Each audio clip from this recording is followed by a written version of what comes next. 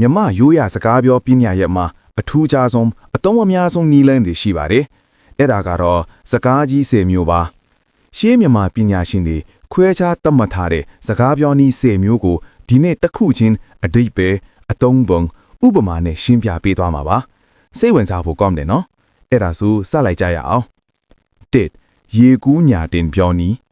ပထမတစ်မျိုးကတော့ရေကူးညာတင်ပြောနည်းပါ။ရေကူးတဲ့အခါစိတ်ကန်းကိုရောက်ဖို့ရေစည်းကိုညာတင်ပြီးကူးခတ်ရတယ်လို့ပဲစကားပြောတဲ့အခါအဓိကရည်ရွယ်ချက်ကိုနောက်ဆုံးမှထည့်ပြောပြီးအရင်ကအပေါ်ဇက်လန်ဥပမာအများကြီးရှေ့ရှေ့လျားလျားပြောသွားတာမှာနားထောင်သူကိုစိတ်ဝင်စားအောင်ဆွဲဆောင်ခြင်းတဲ့အခါဒါမှမဟုတ်အရေးကြီးစကားကိုချက်ချင်းမပြောခြင်းတဲ့အခါသုံးတတ်ကြပါတယ်ဥပမာအကူအညီတောင်းခြင်းတွေဆိုရင်အရင်ကသူ့ရဲ့ကောင်းမှုတွေအတိတ်ဇလန်းတွေရှေ့ရှေ့ပြောပြီးနောက်ဆုံးတောင်းတာမျိုးပါနောက်တစ်မျိုးကကောက်ပင်ရိတ်လေးပြောနေ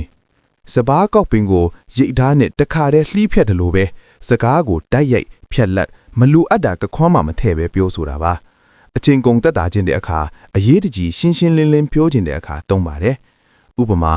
ငါနင့်ကိုချစ်တယ်လက်ထပ်ပါလားဆိုပြီးတိုက်ရိုက်ပြောတာမျိုးပါ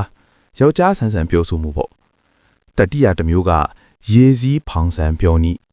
ဖောင်ကြီးကရေစည်းဆန်ပြီးအညာကိုတက်တဲ့အခါပစ္စည်းအကုန်တင်ဖြည့်ရှိခြင်းတာယာစွာစံတက်တယ်လို့ပဲ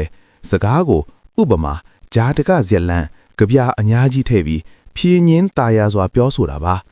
တရားဟောတာပညာပြတာနားထောင်သူကိုပျော်ရွှင်စေခြင်းတဲ့အခါအများဆုံးသုံးပါတယ်စဒုထတစ်မျိုးကအိုးတန်ဆန်ခတ်ပြောနည်းဆန်အိုးတွေကဆန်ခတ်တဲ့အခါအိုးနိုင်ငံကိုတန်တန်လှုပ်ပြီးဆန်အကုန်ကျလာအောင်လုပ်တယ်လို့ပဲစကားကိုထက်ခါအလွန်အကျွံရှည်လျားစွာပြောဆိုတာပါနားထောင်သူအမှန်တကယ်နားလည်အောင်အတိပြုခြင်းတဲ့အခါသုံးတတ်ပါတယ်တခါတလေစကားရှည်လွန်းလို့စိုးဝါလေလို့လည်းပြောကြပါတယ်ပြင်စမတစ်မျိုးကစီပေါ်ကြီးပွဲပြောနည်းကြည်တောင့်ကိုစီပွတ်ပြီးပွက်လေဖြည်းဖြည်းချင်းထည့်တယ်လို့ပဲစကားကိုချောမော့နူးညံ့ထွေးမွေ့စွာပွက်လေပြောဆိုတာပါချစ်သူကိုချောမော့ခြင်းတဲ့အခါဒေါသထွက်နေသူကိုနှစ်သိမ့်ခြင်းတဲ့အခါအသုံးအများဆုံးပါမိန်းကလေးဆန်ဆန်ချွတ်ချင်းပြောဆိုမှုပေါ့ချက်ထားတဲ့မျိုးကစင်ချီချီဖြတ်ပြောနည်းစင်ချီကြီးကိုခြေနဲ့ဖြည့်စည်းပစ်တယ်လို့ပဲသူတပားပြောတဲ့စကားကိုခြေပဲ့ခြေဖြတ်စိုင့်ကျင်ပြီးပြောဆိုတာပါငင်းကွန်ခြင်းတဲ့အခါသူများအမြင်ကိုမကြိုက်တဲ့အခါသုံးတတ်ပါတယ်တခါတလေစိုးဝါတဲ့အဓိပ္ပာယ်နဲ့သုံးကြပါတယ်စစ်တမော့တစ်မျိုးကတောင်သူရာခွတ်ပြောနည်းတောင်ရာခွတ်တဲ့အခါခြုံငယ်တွေအချင်းရှင်းပြီးတစ်ပင်ကြီးတွေနောက်မှခွတ်တယ်လို့ပဲစကားငယ်တွေအသေးစိတ်တွေအရင်ပြောပြီးအဓိကစကားကြီးကိုနောက်ဆုံးမှဖြီပြောတာပါအရင်ကြီးကိစ္စကိုတတေးကြီးပြောချင်တဲ့အခါအသုံးဝင်ပါတယ်ဥပမာအမားထောက်ပြခြင်းချင်းအရင်ကကောင်းတဲ့အချက်တွေချီးကျူးပြီးနောက်မှထောက်ပြတာမျိုးပါအထမတစ်မျိုးကလှန်စွတ်ချွန်ပြောနည်းလှန်ထိတ်ကိုချွန်ထက်ထားတယ်လို့ပဲစကားကိုချွန်ထက်စွာနားကျင်းအောင်ပြောဆိုတာပါ